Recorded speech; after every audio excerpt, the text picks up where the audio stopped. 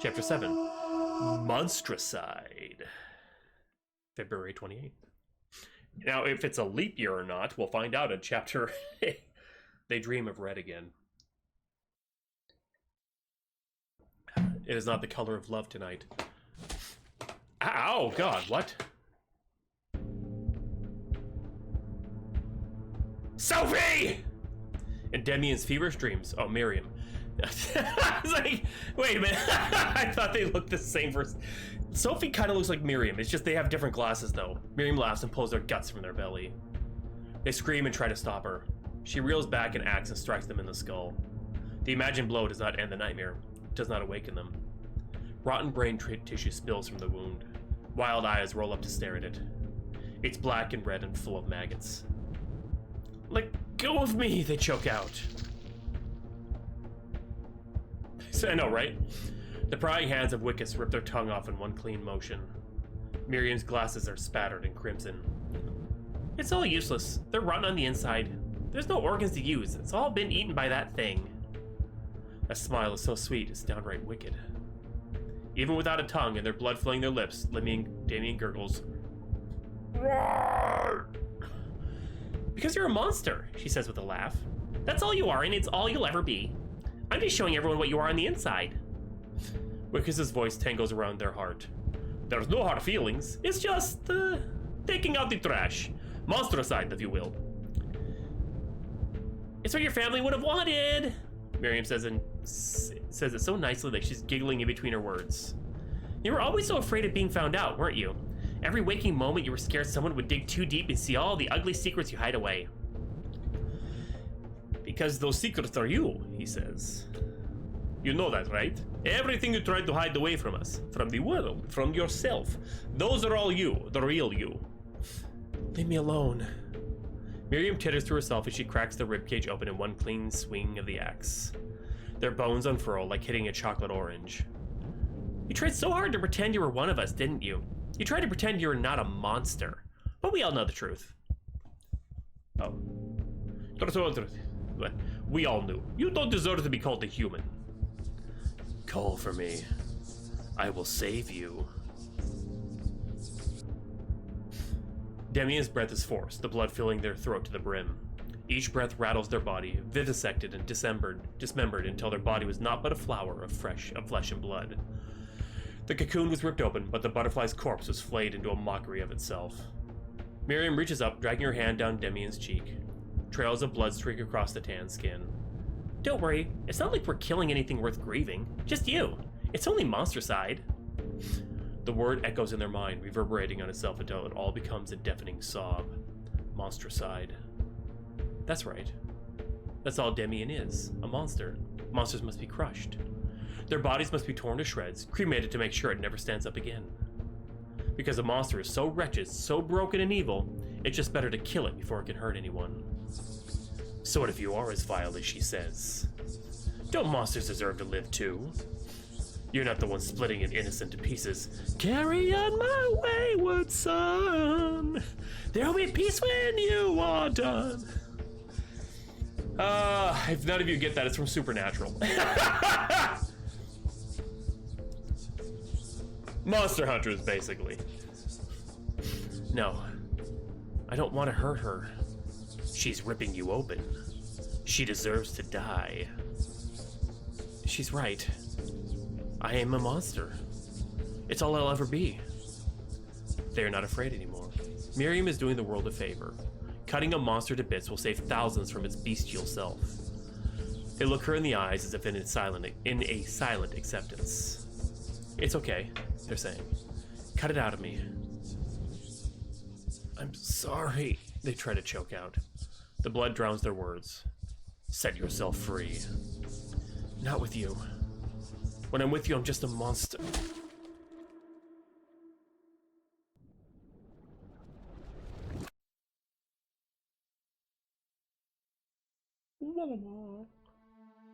They scream and pull themselves awake. Thick blonde hair sticks to their face. It's just a dream. Just a dream. That's all. The ceiling is a familiar sight after the constant nightmares. It would be the same ceiling for a while before changing as abruptly as changing clothes. First, the reality checked after a dream would be their childhood room, with stickers shaped like stars and moons plastered on it. Demian wonders if their father scraped those things off. They stuck it on in secret and was rewarded with a hearty slap or 10 when he looked up. Then there were the ceilings of people who begrudged the poor, downtrodden, non-binary kid kicked out by their family. The rooms were a rotating kaleidoscope of colors and textures. Never did Demian stay long enough to immortalize one as their go-to happy place. And then, finally, when they wake up screaming and sobbing now, the crumbling roof of the Restful Night Motel is what greets their eyes. Their dreams have been getting worse.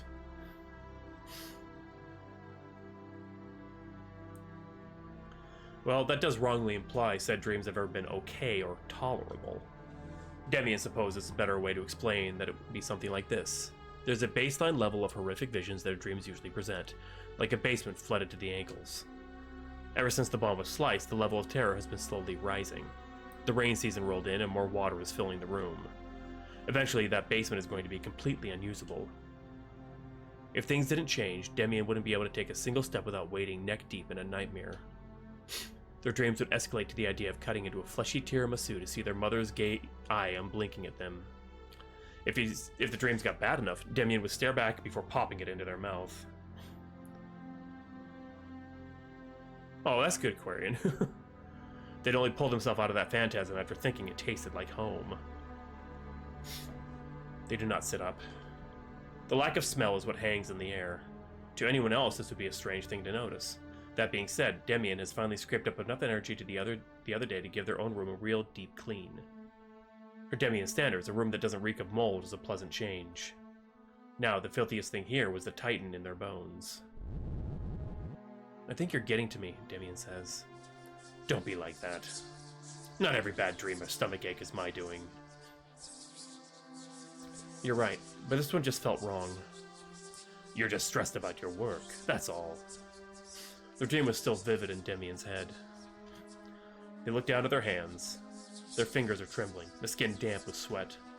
Demian's stomach was haunted by a deep pit that wouldn't leave. If they somehow got back to sleep, they would undoubtedly be brought right back to that nightmare. They've got time. Today was the second shift. They had the whole morning and half an afternoon to calm down and get some rest. I'm going out. I need to clear my head. Don't let the dream bother you, Demian. Even if the people did not hurt you, you don't need them. It's not for you, dumbass. I have laundry to do anyway. Yes, that's right. Demian isn't going to retreat into the early morning city fog and do whatever they can to scrub the rot from all their belongings.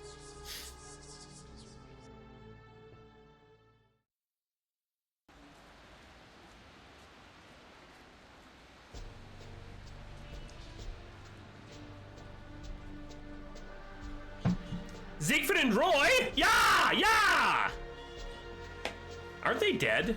Oh my god, so that means... Okay. The best show in town. Wait, which one was still... Oh! Okay, I was gonna try and figure out what time period this takes place in, so hold on a sec. I'm gonna do some deep dive. Okay. So,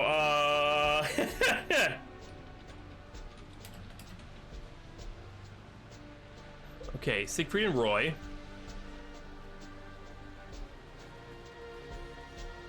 Career, aftermath, retirement, personal lives, illness and death. Okay. Okay, their real names are Fischbacher and Horn. So let me see here. Roy Horn, Siegfried Fischbacher, and Roy Horn. Okay, born Uwe Ludwig Horn. We're German-American entertainers. Okay, so the Tiger accident of 2003. Damn. Oh shit, they were romantically involved. Good for them. They came out in 2007, then reverted back to their preferred state of privacy. So, Roy died in 2020, and Siegfried died in 2021. Wow. Okay, so 2009 was when they had their last appearance with Manticore at the Bellagio. Okay. Which is in Las Vegas. So, this game takes place in 2009 or earlier. So, if it is February 29th in Chapter 8, then this took place in 2008 or 2004 or 2002. Like, we could figure out when this game took place. Hot damn. The lore rabbit hole continues. Yeah, that's actually, good for them. Laundry day is a damn good day, if Demian says so himself. Game theory! It's their one time of the week they get to poke their grubby head out of the King's Field slums and become forgotten in the mess of flashy lights. Also, they said they have a cell phone, so it's not gonna be too early. I would guess it's not gonna be like anything like 1986 or even 2000 would probably be too early. So I'm gonna guess it's gonna be anywhere between 2004 and 2009. But it really, yeah, oh. It's an unnecessary splurge, of course. Really, they're sure if they took a good look, they'd find another coin-operated laundromat somewhere closer to where they live, but they deserve a little treat in life. Apparently that treat is taking a 30-minute detour into the tourist trap front of Kingsfield Beach. Demian likes to pretend they're one of the many people passing by them on the sidewalk, undoubtedly with a brighter outlook than they'd have. Of course, this could all just be thrown out the window if this is some sort of alternate universe where Siegfried and Roy are still performing in the year 2025. Yeah, which wasn't really a thing. Smartphones, like, okay, when did smartphones become really super popular? It wasn't recently, but it also wasn't like that far back. So when did smartphones become popular? That's it. Okay, 2007 after the launch of the first iPhone. So if this takes place, okay, so we have it to 3 years now. 2007, 2008, or 2009. Haha!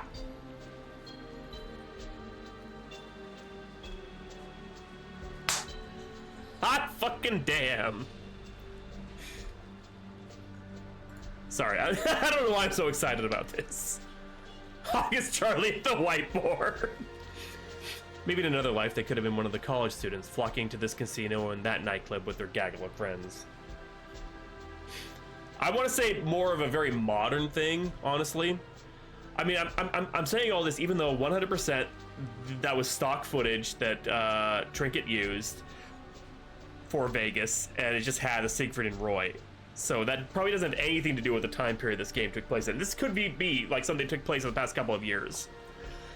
But I'm standing by my theory. It's either 2007, 2008, or 2009. I'm gonna guess 2009. All the friends have genuine smiles plastered across their naive faces. It should have been me. Demian pulls their cloth face masks up further to hide from the biting chill.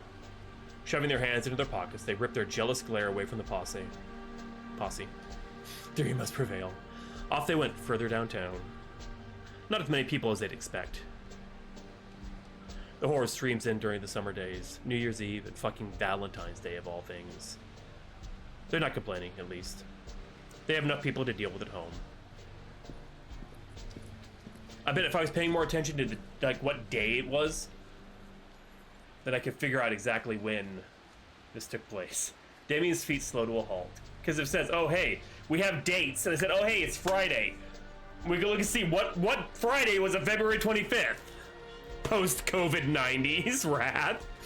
I will say the face mask thing is it's much more prevalent in Asian cultures.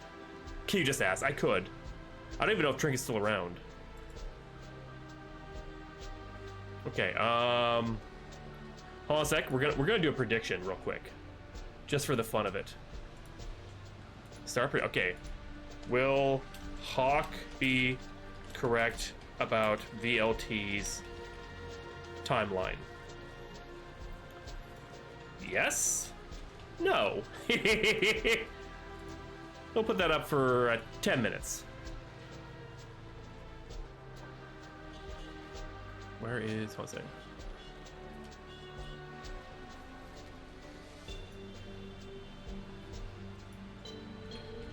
Just 1 second.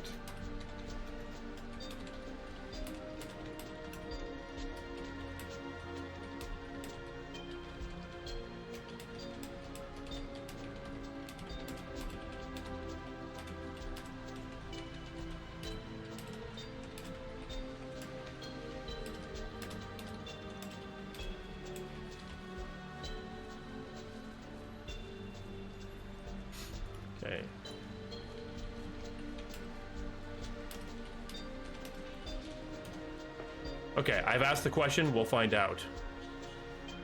Damien's feet slow to a halt. They lean against the edge of a building. A flitting fantasy of melding into the bricks for eternity zips by them. Tired eyes absorb the sight of false promises and beautiful daydreams etched in neon. Breathtaking, isn't it? Yes. Makes you wonder what life could have been like if things had been different.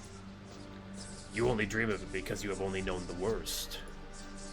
The rotten underbelly festers within every inch. What do you expect? It's a casino city. There's always a sucker who gambles his grandma's life savings to try and make it big. Yet you did the same thing. Well, I was flat broke.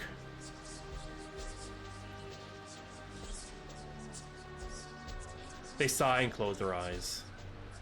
Makes you think, this whole place is rotten, but everything looks perfect. It is perfection because it is artificial. Everything here is man-made, you know. You're not going to see anything organic unless you're looking at mold in the bathroom. Not what I meant. Humans cannot stand to gaze upon imperfection. They build their civilizations to be without fault. It can be beautiful, yet it scares me. It scares me too, honestly. It'd be so easy to get lost for good in Kingsfield. The unwanted becomes forgotten as if they never existed. Would anyone find their corpse in a timely manner? Or would they be rotting away, only discovered in a liquefied state when their body starts to sink? This place is not a home. It can never be a home.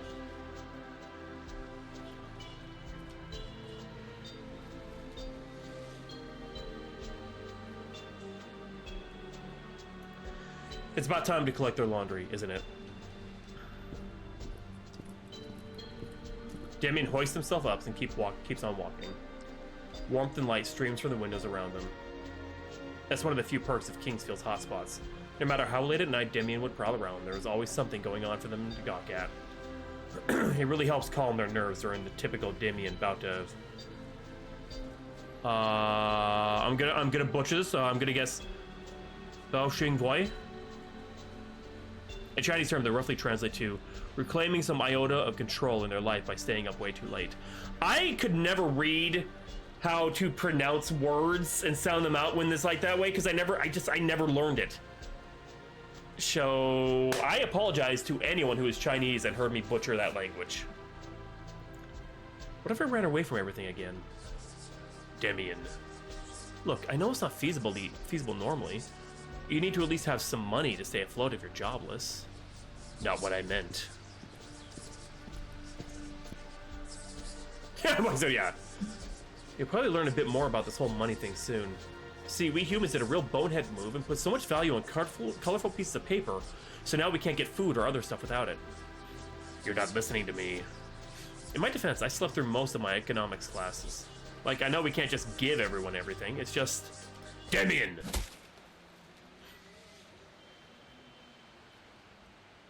In all their inner turmoil, Damien only came to their senses as a strong hand yanks them back by the back of their hoodie. They didn't even realize it was a push or a pull until a second later. They stumble, slip, and are dragged into the dark alleyway and slammed against the wall by two men obscured in the shadows. Uh-oh. Something cold and metallic presses against the back of their neck. Empty your pockets, shouts the one in the green hoodie. He points a switchblade knife toward their face. Now! Shit. Hey, look, listen, man, I literally don't have anything on me. They choke. The one holding you also has a knife. Yeah, no shit! The guy behind Damien snarls in their ear. You think we're fucking playing here, huh? Hey, dude, I do not have any money on me. Damien says, voice pitched higher than normal. Their words seem to tumble out on top of one another. Like at all, I'm serious, man. Green hoodie squeezes the handle of his knife. It digs deeper into the skin. Phone then, your watch. I don't have either, I literally do not have a phone with me.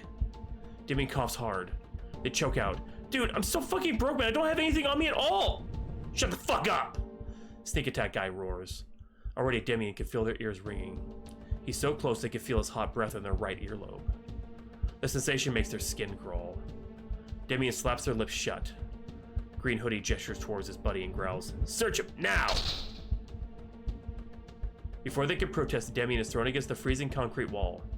A muffled gasp escapes their lips.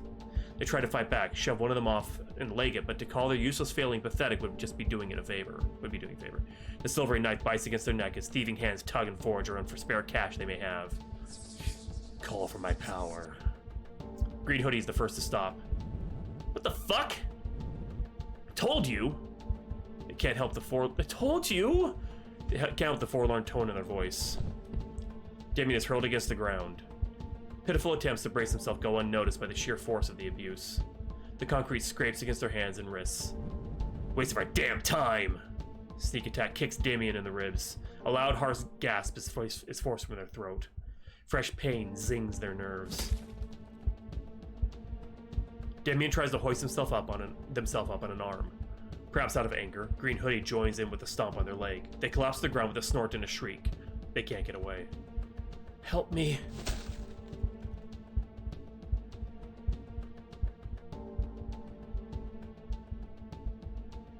Okay. A closed fist from one of the muggers strikes their jaw. Damien screams. They're met with a slam to the bridge of their nose. The crack that echoes in their skull is sickening. Every shriek goes unnoticed.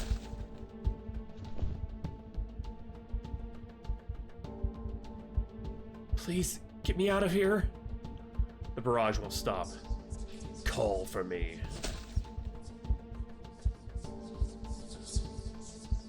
When they were younger, Damien thought they wanted to die. They realize now, lying here on the ground and being pummeled to a pulp, that was never true. In actuality, they wanted to live more than anything else. They just wanted out of their old life. But they won't be able to if this is where it ends. Please, please, please, please, I should have listened to you. I don't want to die. Help, please, you have to help me. You need to. You can't die here, not like this.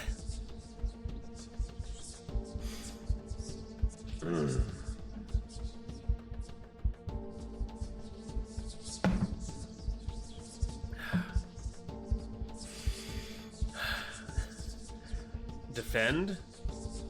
Hit back. I've only picked one other orange choice so far. That's where I said I'm in control. Fuck it.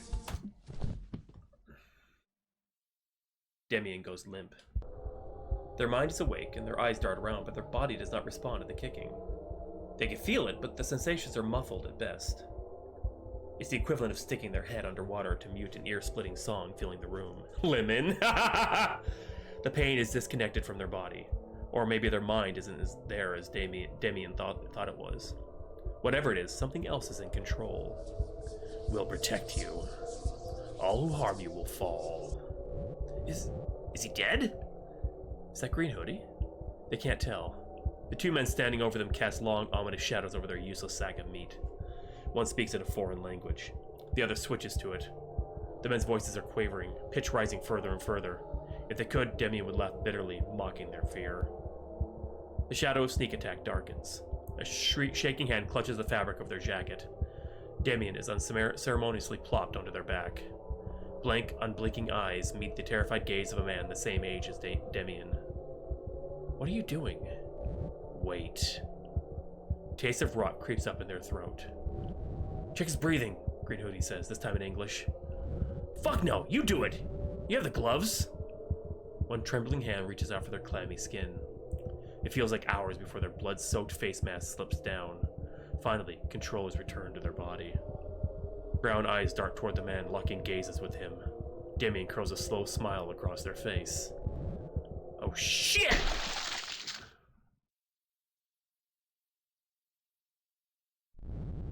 Damien pukes up a malformed hand made of rot and slime.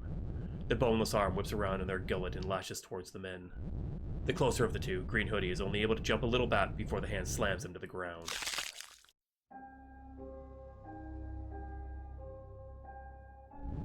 Damien's torso jerks up first. Then their feet hit the pavement. Their knees crackle and swing, their taut chest up.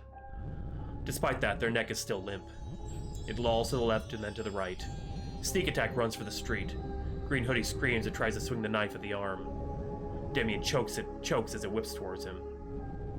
Their whole fucking body convulses with euphoria. Decomposing claws rake down his pallid arm. Green Hoodie drops the knife. Sneak attack freezes in his tracks right before he could leave. Damien tries to smile through the arm. It grabs on tight to the thief's hand and pulls. Human skin can only stretch so far before it splits. And soon, 3 little fingers are torn from his hand. Blood spurts from the nubs. Green Hoodie starts to scream and doesn't stop. To Demian, it might as well be music. It's the prettiest melody they've ever heard, laced with sorrow and terror. The arm retreats with its prize, descending down to the pits of the stomach. Demian swallows the fingers whole. Each digit slides past the smooth muscle. Demian reaches up with the heavy arms and grabs their head. They set it back into place with a sickening crack. Demian's foot shuffles forward. Green Hoodie jumps back and lands flat on his ass. He glances at the bloody stumps on his hand. Then he stares at Demian's gleeful smile. There's no humanity behind their eyes. What the fuck are you? Demian wipes their nose with the back of their hand. Black slime coats the skin. Wouldn't you like to know? Demian leans in closer, so much closer, and opens their mouth wide.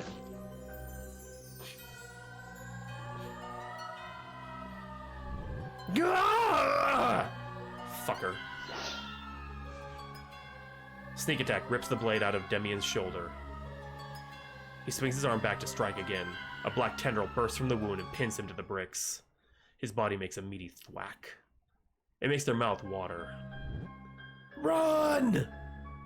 He screams to the other man. Demian tries to stop him.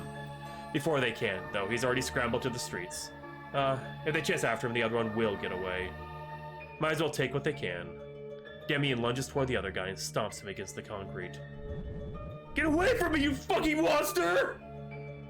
A silvery knife cuts at their palms. Demian only has a moment to feel the pain before it mixes with ecstasy. Every fiber of their body is singing. Half-formed tendrils burst from the gashes. Demian laughs as it wraps all around their hands and arms, covering the pads of their fingers. Demian tightens their fists and smashes the knuckles against the guy's nose. He starts to squeal. They stand over him and jam their knee in his stomach.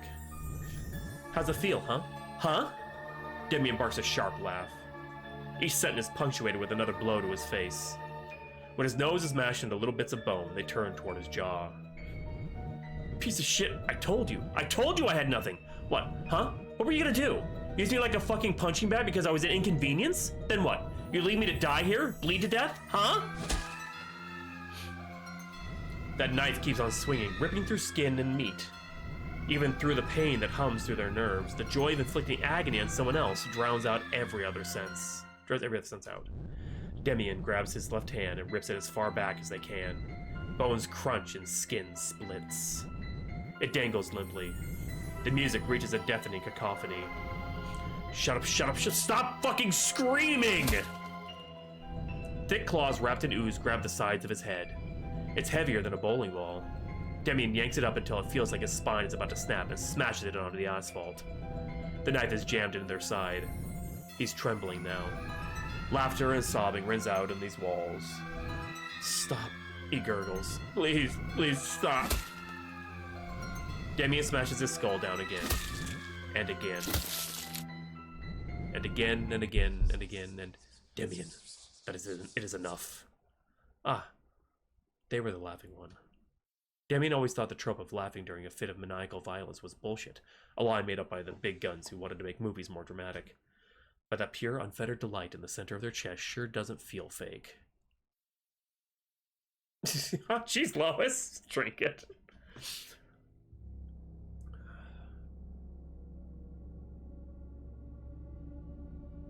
Oops! Maybe I should have defended. Blank eyes stare down at the swollen flesh. His face looks more like a ground-up hamburger meat than anything else. He's not really breathing.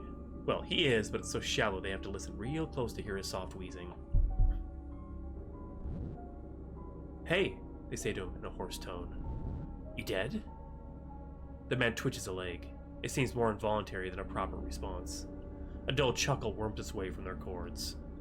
Only a few minutes ago, they laid here and listened to him ask the same question. And now look at them. Did I really do that much to him? His intestines are all over the place. Those are not his organs. They are yours. Oh. What the fuck? That seems to finally snap them out of their trance. What the fuck? What the fuck? What the fuck? What the fuck? What the fuck? Blood-splattered hands clap over their mouth. They try to scramble away from the carnage. Demian realizes it's still attached to them. It'd be worse if it was fully separated. They try to scream. All they can let out is a gurgled retch.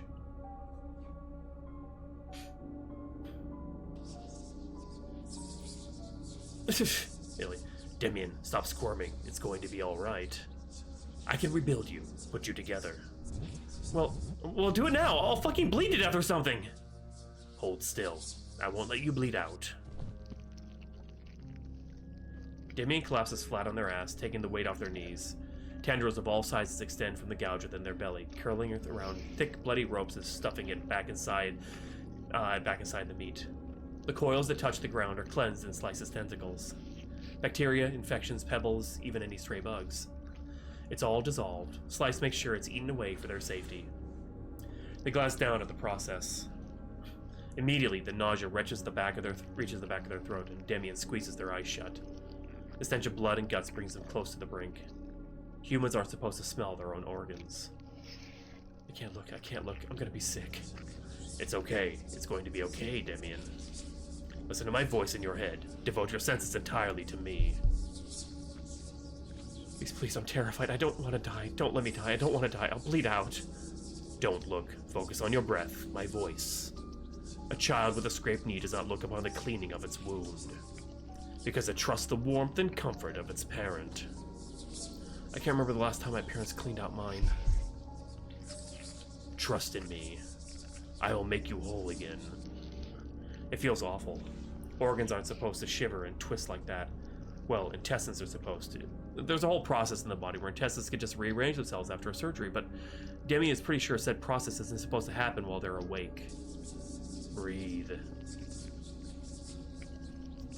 Turn your thoughts toward me. I don't know if Trinket can hear me now, but I'm curious. Okay, actually, would his guts still be outside if he defended instead? I am trying. This isn't supposed to happen. I'm not supposed to feel this. It's going to be okay. Do not think. Focus entirely upon me. Demian swallows hard. Their eyes close tighter. Shaky hands grip the fabric of their jacket. The hoodie is soaked with something warm.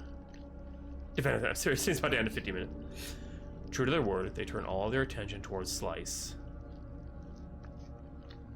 It feels like it's humming inside their body, mending it anew. Sensations that no human should ever feel nestle in the back of their mind. I haven't been saving, I've just been using autosave, so... And when they finally feel at peace, Demian opens their eyes. Not a single scar litters their body, and all their organs are back in place. They shiver and pull the mask back up to their face. Must rest now. We expended a great deal to mend you. Unraveled so far deep. That's fine, seriously. Sleep as long as you need. Thank you again. Thank you again for not letting me bleed out. All for you. With the most pressing matter taken care of, they stare down at the twitching lump of flesh at their feet.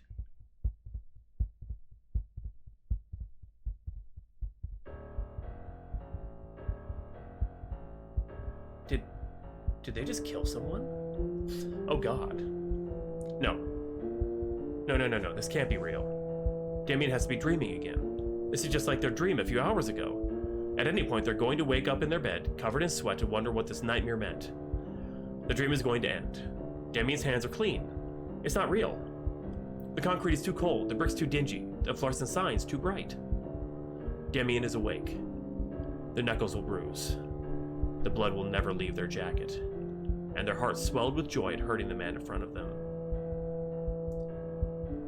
He's still breathing, but barely. Each wheeze was a struggle to get out.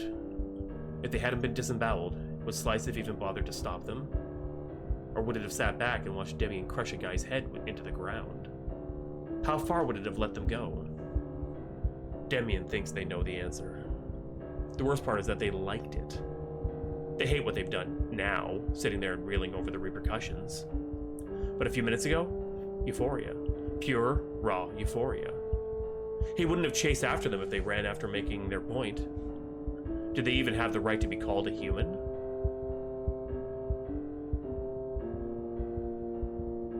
No. They can still save themselves. The man in front of them is not dead. If they make it quick, they can get him help. Demian is not a monster. They are not a monster. They will not sink to depravity and become one with a parasite who kills on a whim.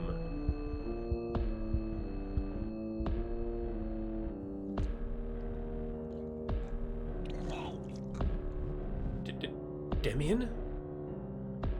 A wavering voice pulls their attention away from the fingers down their throat. Demian spits out the rest of the parasite. It whimpers in the open, but they don't care. They're not going to become a monster because of it.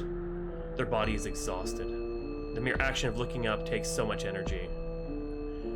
They lock eyes with Miriam, both hands over her mouth. Demian knows how awful they must look to her, crouched over a barely conscious man and spraying black sludge on the ground. But they're going to do this. They have to. They need to. It's time to do the right thing. Demian swallows their fear and speaks. 911, what's your emergency?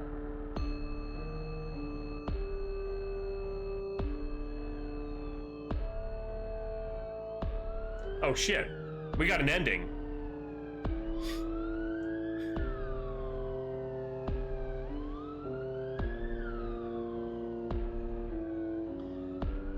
Yay us. We didn't get to chapter 8 though. Oh no!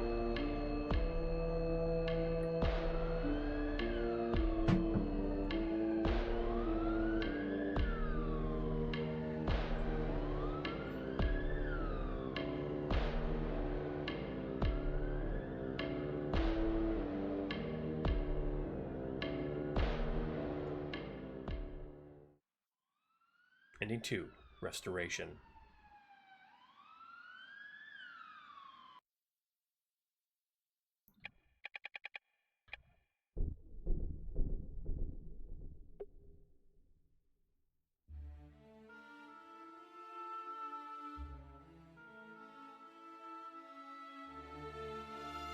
Damn.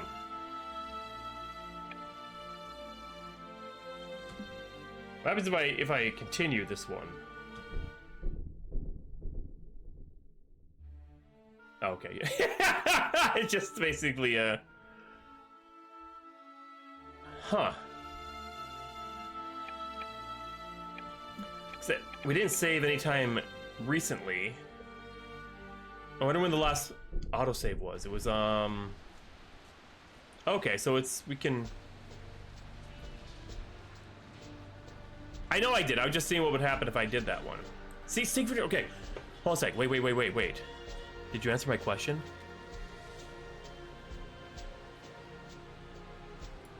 God damn it! 2020 between 2022 and 2024, anywhere in there is what Trinket said. Siegfried and Roy died in 2020 and 2021. So how are they here, Trinkets? I thought it was like, oh, it's in 2008 or 2009 or 2000. There's zombies. Okay, I can skip to get to the defend part. See if that changes anything. I have no idea what you're saying. I gotta hit the, choose a prediction outcome. I hate how most of you said no. There we go, yep. Way to go, everybody. Okay, we're gonna defend this time. I will protect you.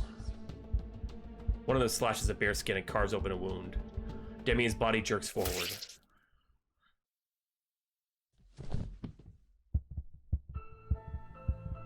Demian doesn't realize they were freed from the men's grip until they hit the ground. They roll onto their back, their stomach, their back again before jutting out an arm to stop themselves. There's no pain. Maybe Slice is blocking it. Who knows? Green Hoodie scrambles for his knife. They lunge at him and rip it straight from his hands. Open wounds start weeping blood as they grab the knife in both hands, splitting skin and tearing meat. Their palms keep on gushing. Black tendrils burst from the openings, wrapping around their arms like fleshy gauntlets. The men gasp and jump back.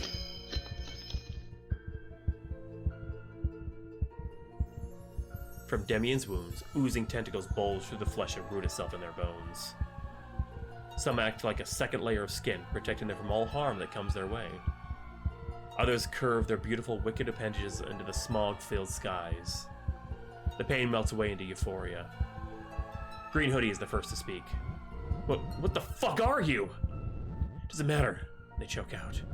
Just leave me alone, please. One of them holds the knife out to defend himself. Demian is too delirious to see who, yet they can see the tremble in his shoulders. His hands are shaking. Let's just pull them off him. Leave me alone. They have to force the words from their tongues. Just leave me alone. Vines of flesh and veins like tapeworms rip forward. Hey! They said the thing! RPG Maker, Raimi. Black tendrils swirl through the air, ripping away the men in their feeble attempts to split Demian's belly open. It's not just impressive, it's downright elegant. When Demian was a child, they'd once watched a woman dancing on stage.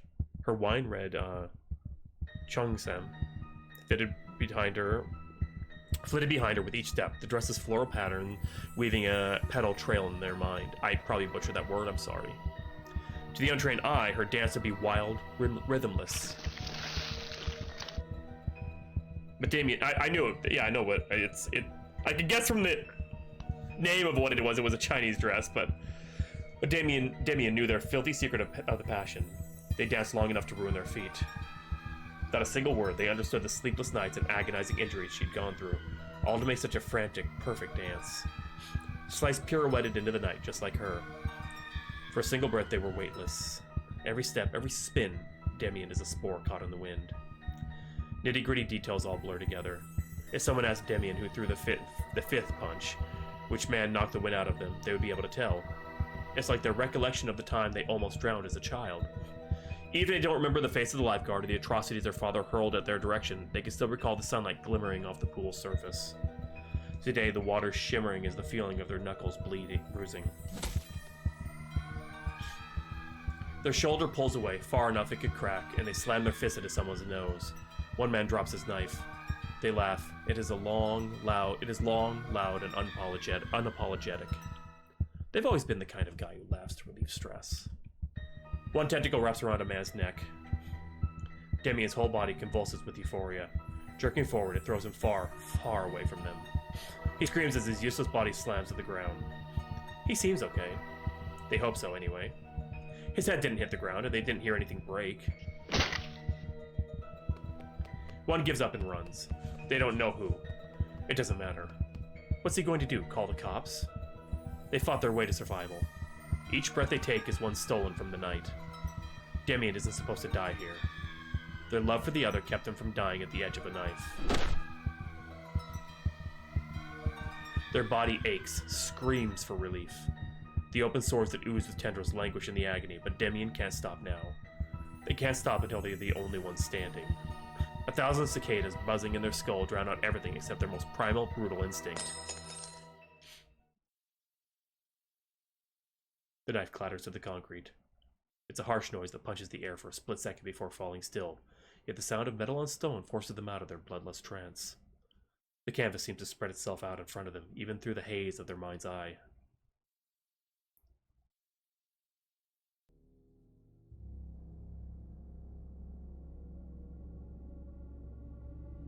A feeble throat squishes in Demian's hands, his swollen lips drooling in pink blood and bubbly slobber.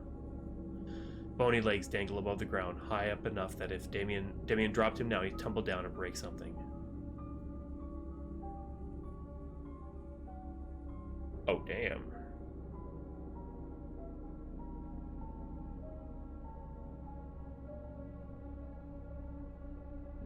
What are they doing?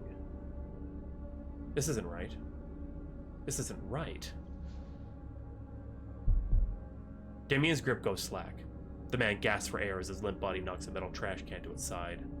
Unblinking eyes stare down at their hands. Slimy tendrils, born from violence and bloodshed, wrap so tight around their fingers, Demian can't tell where they end and where Slice begins. The yellowing nails, curved and chipped and sharpened to a point, are not their own.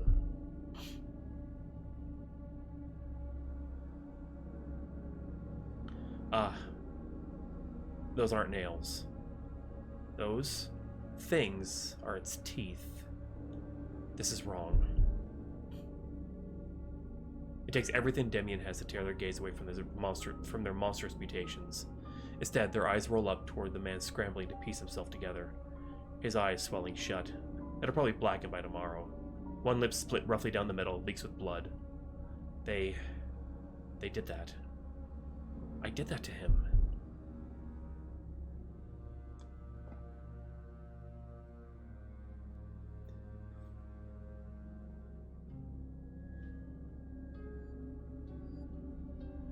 A tendril caresses their face through the cloth mask.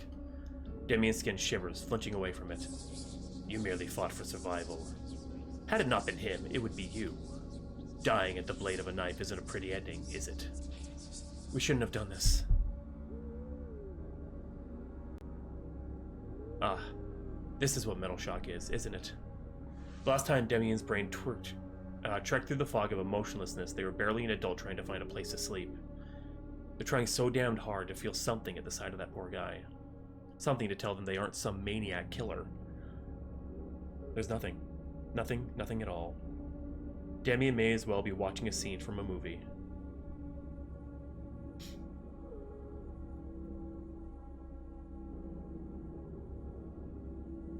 The man catches their gaze. He has nice eyes, they think. Blue. They remember being jealous of their blue-eyed friends in school. Like Wickus. He has eyes like those. Demian remembers hating his eyes so much they wanted to gouge one out.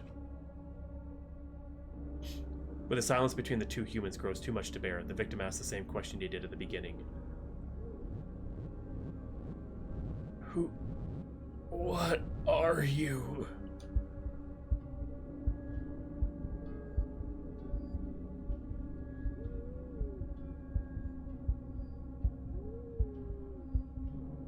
Demian's stomach drops when they realize they don't have an answer. I don't know. Sorry. Slice's heartbeat fills in the gaps of Demian's, thrashing in their ears so loud it feels like a pair of drums banging in their skull.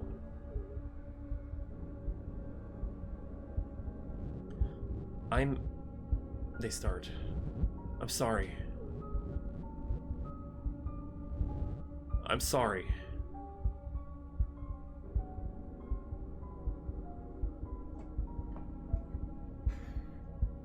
I don't think that's gonna cut it. Demian wishes they were a better person. A good guy would swallow their fears and take this man to the hospital. Fuck. What are they thinking? He tried to fucking mug them. He would have disemboweled them with that knife and let them die if he and his friend really wanted to send a message. Why should they be the better person? Demian shaking hands take the knife in front of their feet. Like a demented trophy of this wicked night, they shove it in their jacket's pocket. Really, it's for their own peace of mind. They don't want to turn around and have the man planted in their back. He'll live. He will. Won't he? Unfortunately.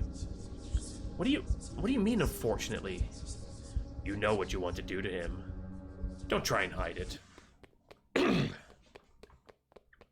Demian doesn't think. They won't allow themselves to think and believe Slice. They just tear through the tauntingly bright streets, shoving past drunken tourists and tired gamblers. Hood up, head down, mask on. It doesn't matter who screams or which passerby points out the blood on their jacket. I'm Worm Man.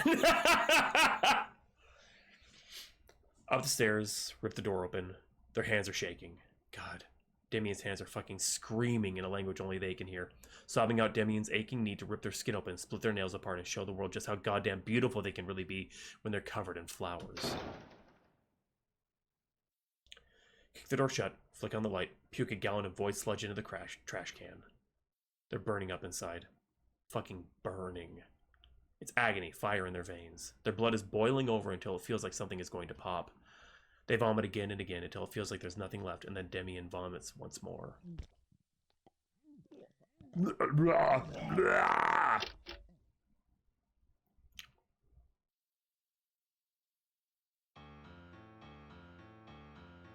They sit up and wipe the sludge off their lips.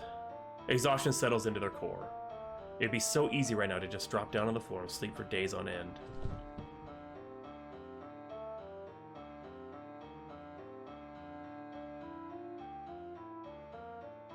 Damien rocks backward off their knees until they're sitting on the thin carpet. Their hands are shaking. They aren't cold. They're burning up inside. They shouldn't be shaking. Damien grabs their wrist to stop it, but it just won't stop. Fuck. Their shirt's splashed in blood. It soaks through the fraying edges of the fabric into their bare skin. It's so much all at once that if they think about it for too long, they're going to break.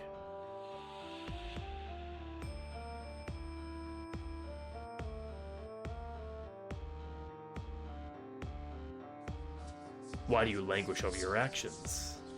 You only did what you had to do. It was self-defense. You can see that, can't you? And you liked it. Huey. Shut up.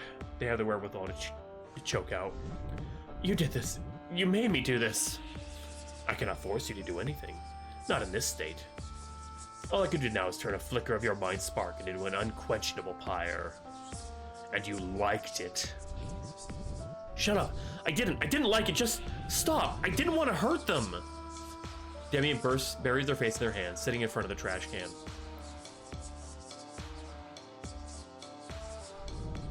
It's all my fault. They laugh. The noise is soft, scared even. I just want to go home.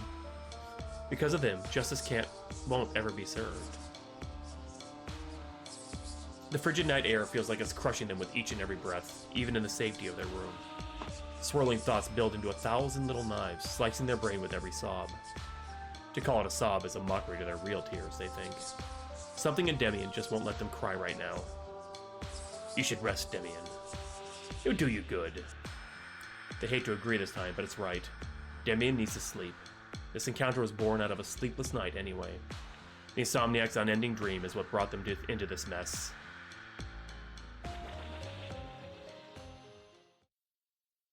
The scarred rat skitters by their feet again. This time, they just let it go. Damien can't hurt anything else today.